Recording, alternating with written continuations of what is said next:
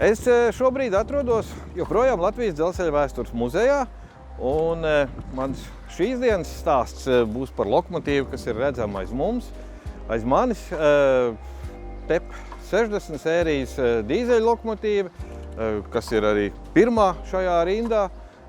Nevelti pirmā, jo faktiski tā arī ir, varētu teikt, savu laiku bija flagmanis visai lokomotīvu flotei, sākot jau no 1960. gadiem. Un nosaukums TEP 60 arī tieši to arī apzīmē, ka lokomotīvas ražošana tika uzsākta 1960. gadā.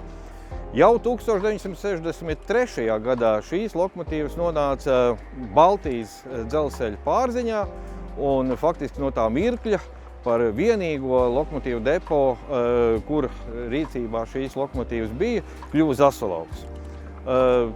Kāpēc tieši Zasalauks? Tāpēc, kad pirms tam tur bija motorvagonu ritošais sastāvs, pamatā elektrovilcieni, dīzeļvilcieni mazliet vēlāk parādījās, bet tad atbildēja par pasažieru saimniecību.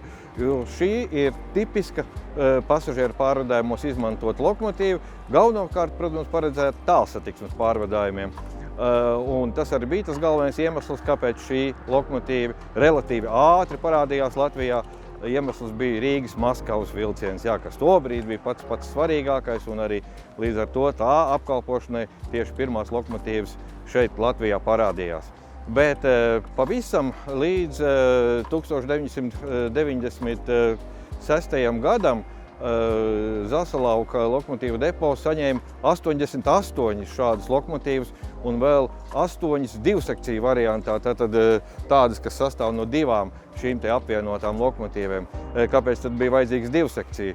Tāpēc, ka kaut gan šī lokomotīva ir diezgan jaudīga, dzinējs spēja attīstīt 3000 zirgspēku jaudu, ar to nepietika, lai ātri varētu vest tālsatiksmes vilciens, tāpēc arī tika savulaik izveidots divsekciju variants.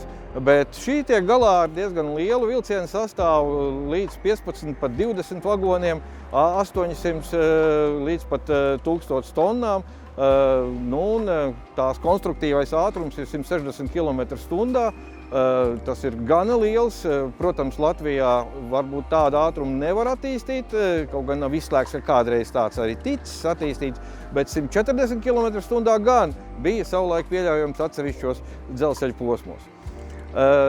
Tātad šī lokomotīva faktiski to varētu uzskatīt par leģendu, jo gandrīz 50 gadus Latvijā to varēja sastapt.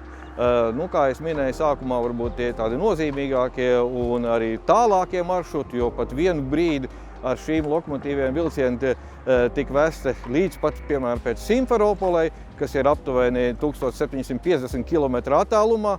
Protams, mainījās lokomotīvu brigādes, bet līdz Viļņai, līdz Minskai šādu lokomotīvu izmantošana bija ļoti regulāra. Protams, arī pa visu Baltijas dzelzceļu, jo ne Igaunijā, ne Lietuvā šādu lokomotīvu to depo pārziņā nebija.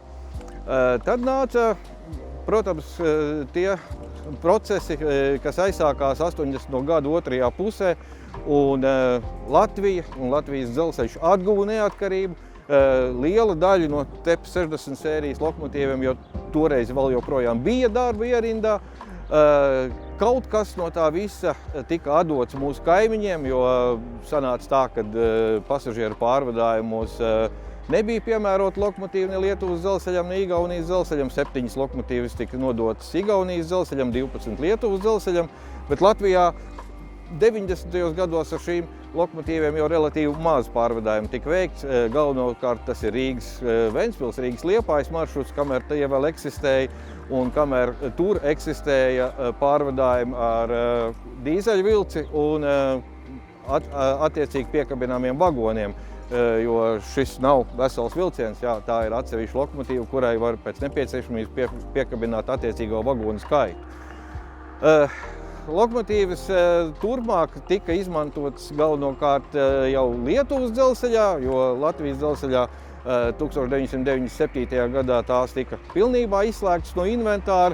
Viena nokļuva Latvijas dzelzceļa vēstures muzejā, bet līdz pat 2010. Gadam Lietuvas dzelzceļa kompānijas pārziņā šīs lokomotīvas arī tika izmantotas, un to skaitā arī Latvijā, piemēram, pēc Viļņas Sanktpēterburgas maršrutu vilcienam posmā Viļņa-Daugavpils.